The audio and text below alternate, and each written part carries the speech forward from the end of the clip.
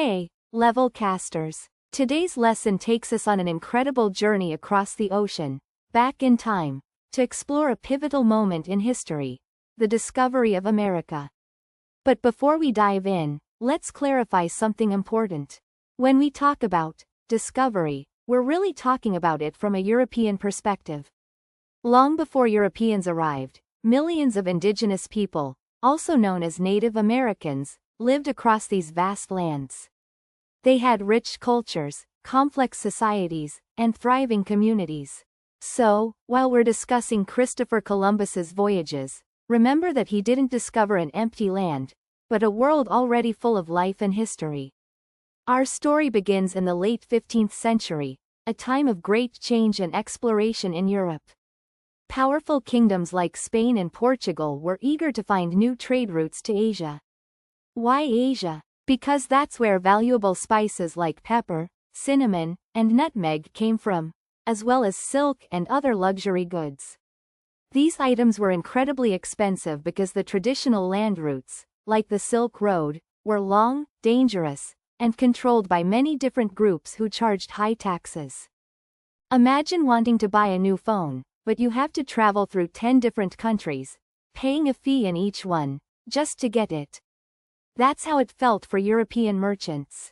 They dreamed of finding a sea route to the east, hoping to make trade faster, safer, and much more profitable. This desire for wealth and new trade routes was a major driving force behind the Age of Exploration. It pushed explorers to sail further than ever before, venturing into unknown waters with courage and a little bit of desperation. The world was about to get a lot bigger for Europeans, and a lot smaller for others. Enter Christopher Columbus, an Italian explorer and navigator. He had a bold, some might say crazy, idea. Instead of sailing east around Africa to reach Asia, he believed he could sail west across the Atlantic Ocean. Most people at the time knew the Earth was round, but they drastically underestimated its size.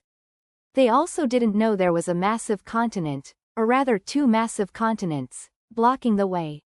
Columbus spent years trying to convince various European monarchs to fund his ambitious voyage. He faced a lot of rejection. People thought his calculations were wrong, or that the journey was simply too long and dangerous. Imagine trying to get someone to invest in a business idea that everyone else thinks is impossible. Finally, after much persistence, he gained the support of Queen Isabella I and King Ferdinand II of Spain. They were keen to expand their empire, gain wealth, and spread Christianity. They saw Columbus's plan as a potential way to achieve these goals, even if it was a long shot.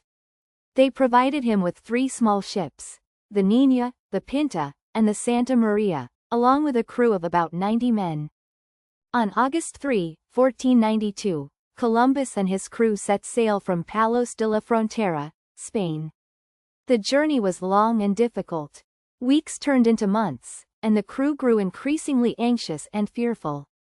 They were sailing into the unknown, day after day, with no sight of land. The sailors worried about running out of supplies, or worse, falling off the edge of the world, a common fear despite the general understanding of a spherical Earth. Columbus, however, was a determined leader. He kept 2 logs, one accurate, and one that showed a shorter distance traveled to keep his crew from panicking. This deception highlights the immense pressure he was under. He had to keep morale up, even if it meant bending the truth. The tension on board must have been immense, with every sunrise bringing hope and every sunset bringing renewed despair. The crew was on the verge of mutiny, ready to turn back. This was a true test of leadership and endurance.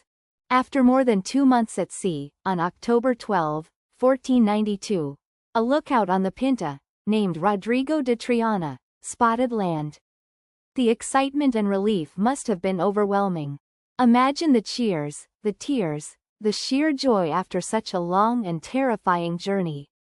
They had arrived at an island in the Caribbean, which Columbus named San Salvador.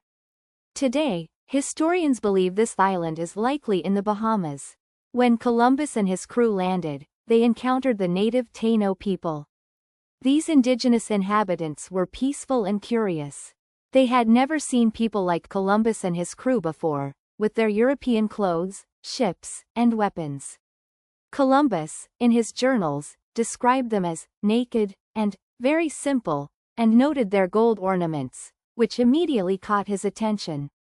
This encounter marked the beginning of a profound and often tragic interaction between two vastly different cultures.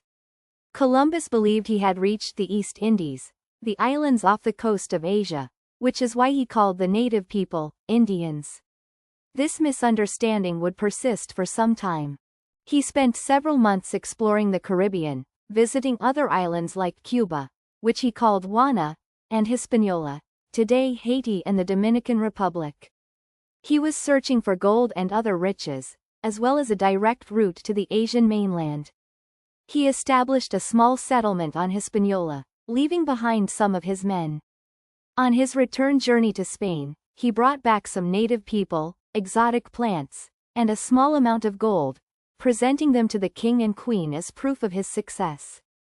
The news of his discovery created a sensation across Europe. People were amazed by the tales of new lands, new people, and potential wealth. Columbus made 3 more voyages across the Atlantic, continuing to explore the Caribbean and parts of Central and South America, always believing he was near Asia. He never fully realized the true scope of his discovery, that he had stumbled upon a whole new continent, previously unknown to Europeans. Columbus's voyages, though based on a misunderstanding of geography, had an immense and lasting impact on the world. They marked the beginning of what is often called the Columbian Exchange. This was a widespread transfer of plants, animals, culture, human populations, technology, and ideas between the Americas, the New World, and the Old World, Europe, Africa, and Asia, in the 15th and 16th centuries. From the Americas, Europe received crops like potatoes, corn, tomatoes, and tobacco, which completely changed European diets and agriculture. Imagine a world without French fries or pizza. That's how significant these new foods were. In return, Europeans brought wheat, rice, sugar, horses, cattle, and other animals to the Americas. They also brought diseases like smallpox and measles, which had a devastating effect on the native populations who had no immunity to them. Millions of indigenous people died, leading to a catastrophic demographic collapse. This exchange fundamentally reshaped the ecosystems and societies of both continents.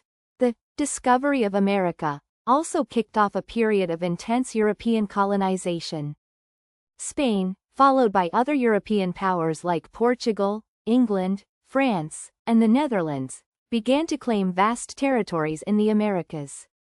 This led to the establishment of colonies, the extraction of resources like gold and silver, and the tragic transatlantic slave trade, as Europeans brought enslaved Africans to the Americas to work on plantations and in mines. The indigenous people faced displacement, forced labor, and the loss of their cultures and lands. So, while Columbus is often celebrated as a heroic explorer, his arrival also initiated centuries of exploitation and suffering for the native inhabitants of the Americas. His voyages undeniably opened up new trade routes, expanded European empires, and led to a globalized world, but at a very high cost. The legacy of his discovery is complex and continues to be debated and reevaluated today, reminding us that history is rarely simple and always has multiple perspectives. That was a fascinating story. Yes, it really makes you think about history. I never knew Columbus thought he was in Asia. It's a common misconception. And the impact on native people was so sad. Absolutely. It was a complex time. The Columbian Exchange sounds very important. It changed both worlds forever. I can't imagine Europe without potatoes. Or the Americas without horses. So it wasn't really a discovery then? Not for the people already living there. It's more about European awareness. That's a good way to put it. What do you think was the biggest change? Perhaps the global connections formed. Yes, the world became much more interconnected. For better or worse, it started then. This lesson gave me a lot to consider. Me too. Keep learning, level casters. That's all for today. Keep it up, and we'll see you in the next Levelcast lesson.